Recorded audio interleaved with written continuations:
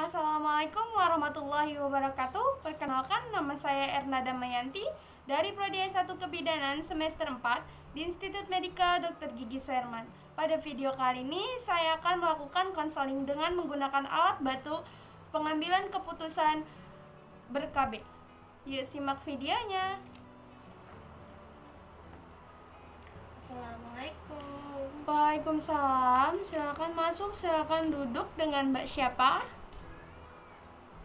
Keila, Bu. Oh iya, Mbak Keila. Perkenalkan, saya Bidan Erna, saya pemilik BPM di sini. Ada yang bisa saya bantu? Gini, Bu Bidan, saya dengan suami pasang kepala baru. Saya kesini untuk konsultasi tentang KB, Bu. Jadi saya ingin menggunakan KB, Bu. Kira-kira KB yang cocok buat saya apa ya, Bu? Oh iya. Gini ya Mbak, sebelum melakukan konseling yang lebih lanjut, kita lakukan pendataan identitas Mbak terlebih dahulu. Kalau boleh tahu nama lengkap dan umur Mbak berapa? Nama saya Keila Ramadhani. Mbak Keila Ramadhani. 20 tahun. Oke, 20 tahun. Nama suami dan umur suami Mbak? Nama suami saya Raka, umur 21 tahun, Bu. Oke, alamatnya di mana Mbak? Alamat saya di Gramapunya Persada Cikarang, Bu. Oke, Gramapuria Persada Cikarang ya. Oke. Baik Mbak, di sini saya mempunyai lembar balik alat bantu lembar balik dalam pengambilan keputusan ber-KB. Nah, sebelum melakukan konseling lebih lanjut, apakah ruangan untuk melakukan konsultasi ini sudah merasa nyaman? Sudah, Bu. Sudah merasa nyaman. Oke, baik Mbak. Kalau begitu, Mbak boleh menceritakan tentang diri Mbak, mengapa Mbak ingin menggunakan KB setelah menikah. Saya dapat jamin semua privasi dan kerahasiaan Mbak beserta pasien-pasien lain akan saya jaga, akan saya rahasiakan, karena itu sudah termasuk tanggung jawab dari bidan. Kalau boleh tahu mengapa ya Mbak ingin melakukan KB setelah menikah? Jadi gini, Bu, alasan saya untuk menunda kehamilan itu dikarenakan saya sedang kuliah dan kuliah saya tidak boleh memiliki anak dulu, Bu. Hanya boleh menikah saja gitu. Oke, baik Mbak. Berarti lanjut ke lembar selanjutnya ya. Saya menanyakan apakah sudah ada nih. Berarti kan di sini saya Mbak minta saya membantu untuk memilihkan metode ber-KB ya. Kita lanjut. Nah, sini saya tanya, apakah Mbak sudah mempunyai pertimbangan atau keputusan baik dari suami, keluarga maupun baik dari keluarga Mbak maupun keluarga suami?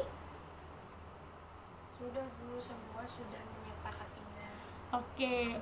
Nah, di sini berarti kan di sini keluarga sudah menyepakatinya, otomatis saya sudah bisa dong memberikan penjelasan kepada Mbak tentang KB dan Mbak dapat memilihnya. Baik, sebelumnya di situ mohon maaf nih Mbak, apakah Mbak sudah mempunyai pertimbangan metode KB yang akan digunakan? Belum, Bu. Oke, baik Mbak, jika belum, mari kita cari ya nih metode yang pas untuk Mbaknya. Sebelumnya maaf, apakah Mbak membutuhkan perlindungan dari kehamilan dan IMS? IMS itu infeksi menular seksual yang sama seperti HIV, AIDS seperti itu. Tidak perlu, Bu, karena saya dengan suami sudah melakukan LCU dan tes lain untuk mendeteksi penyakit menular seksual dan hasilnya alhamdulillah negatif. Saya hanya ingin menunda kehamilan saja sih, Bu. Oh iya Mbak, oke baik Mbak, kita lanjut ya. Di sini Mbak bisa menemukan metode yang cocok. Oke, di sini saya tanya dulu ya, apa yang Mbak ketahui tentang KB Mbak? KB itu menurut saya menunda, menjarangkan, dan atau menjarakkan kehamilan, Bu. Oh iya Mbak, benar, dengan batas yang normal itu menjarangkan kehamilan dan persalinannya itu kurang lebih 3 sampai 5 tahun ya, yang akan berdampak lebih sehat bagi bayinya dan lebih sehat lagi untuk ibunya. Nah, namun rencana Mbak nih, rencana untuk mempunyai anak itu berapa dan pada usia berapa Mbak dan suami menginginkan memiliki anak? Insya Allah sih sesuai kesepakatan kita memiliki 3 anak Bu. Dan Oke. saya inginnya memiliki anak pada saat saya umur 22 tahun Bu. Kurang Oke. lebih 2 tahun lagi gitu Bu. Oh iya. Maaf. Tapi di sini sudah sepakat juga kan berarti antara suami dan istri untuk memiliki anak pada saat umur mbaknya 22 tahun. Iya sudah Bu, soalnya saya Oke. juga merasa khawatir jika hamil sekarang gitu, karena kan Oke. yang pertama dalam kuliah saya emang nggak boleh memiliki anak dulu. Terus yang kedua saya belum mempunyai pengetahuan yang cukup Bu, baik dalam kehamilan, persalinan, terus setelah persalinan, bahkan dalam mengurus bayi Bu. Oke, baik Mbak. Di sini saya sudah bisa menjelaskan ya. Di sini sudah ada beberapa nih metode KB yang Mbak butuhkan sesuai kebutuhan Mbak ya. Di sini saya akan jelaskan terlebih dahulu. Untuk yang pertama ini di sini kan ada metode jangka panjang yang sangat efektif yang terdiri dari AKDR, alat kontrasepsi dalam rahim, AKBK. AKDR itu disebut IUD ya, yang biasa kita ketahui itu IUD. Nah, ada AKBK. AKBK itu alat kontrasepsi bawah kulit atau yang kita sebut implan, atau orang kampung itu sebutnya susuk, KB susuk. Nah, terus juga ada kontrasepsi mantap baik wanita maupun pria. Namun memang dalam IUD dan implan ini memiliki efek samping yang lebih banyak. Dan dari ya berdua ini kan KB hormonal ya. Di sini dalam ini juga ada yang pil, suntik, itu juga KB hormonal. Nah, efek samping pada kontrasepsi wanita dan pria yang mantap ini memang efek sampingnya sedikit, tapi dalam kontrasepsi ini tidak bisa mudah dikembalikan. Yang kalau kita sebut kontrasepsi mantap wanita dan pria itu biasanya sterilisasi. Di sini kan Mbak baru menikah ya, nggak mungkin dong melakukan kontrasepsi sterilisasi. Ya kan Mbak hanya menunda kehamilan, bukan memberhentikan kehamilan seperti itu kan. Nah, terus yang selanjutnya ini ada yang sangat efektif dengan pemakaian yang benar dan perlu pengulangan. Di garis bawahi ya, dengan pemakaian yang benar. Di sini ada efek samping yang lebih banyak tentunya pada pil, suntik. Nah, apa sih efek sampingnya? Dapat mempengaruhi menstruasi. Misalnya, efek sampingnya itu siklus haidnya tidak teratur. Pokoknya siklus haidnya itu berubah. Terus adanya kenaikan berat badan, adanya rasa nyeri payudara, adanya rasa sakit kepala, terus adanya mungkin sedikit bercak darah padahal bukan di masa haid. Nah, terus ada juga nih efek samping lebih sedikit yang tapi dengan cara pemakaian berulangnya, itu kondom pria dan melakukan KB saat menyusui. Nah, Mbak kan belum menyusui, jadi tidak mungkin kan melakukan ini karena ini pada awal dari pernikahan. Nah, di sini juga bisa melakukan bisa menggunakan kondom. Nah, di sini tuh hanya kondom Mbak yang dapat melindungi dari kehamilan dan penyakit infeksi menular seksual yang tadi Mbak bilang, tapi Mbak tidak membutuhkan itu kan. Nah, terus di sini ada juga nih KB alami yang efektif dengan pemakaian yang benar. Efektifnya di sini KB alami ini terdiri dari KB kalender, KB suhu, sama lendir vagina. Nah, dari KB alami ini penentunya itu pada masa saat subur. Jadi pas saat subur itu kita tidak boleh melakukan senggama, tidak boleh melakukan hubungan suami istri.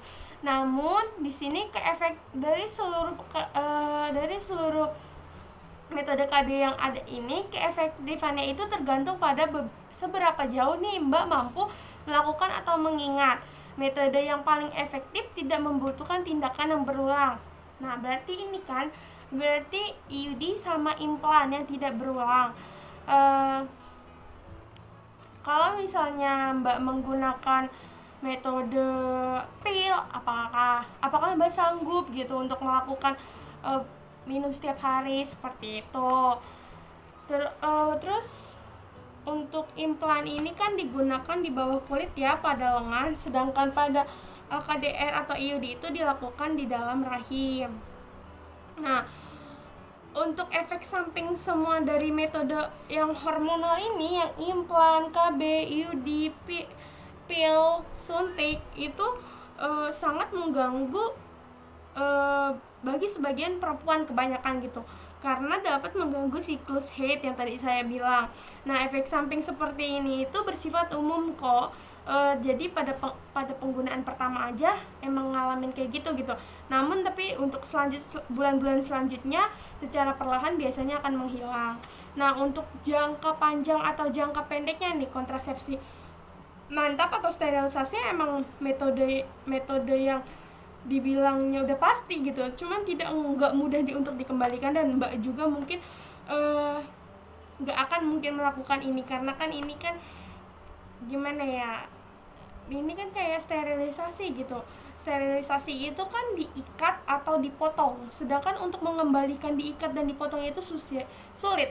Jadi nggak ada kemungkinan Mbak untuk melakukan seperti ini, karena kemungkinan besar sangat sulit. Namun tidak terlalu saya sarankan ya, tapi keputusan semua ada di tangan Mbak dan di tangan suami ya.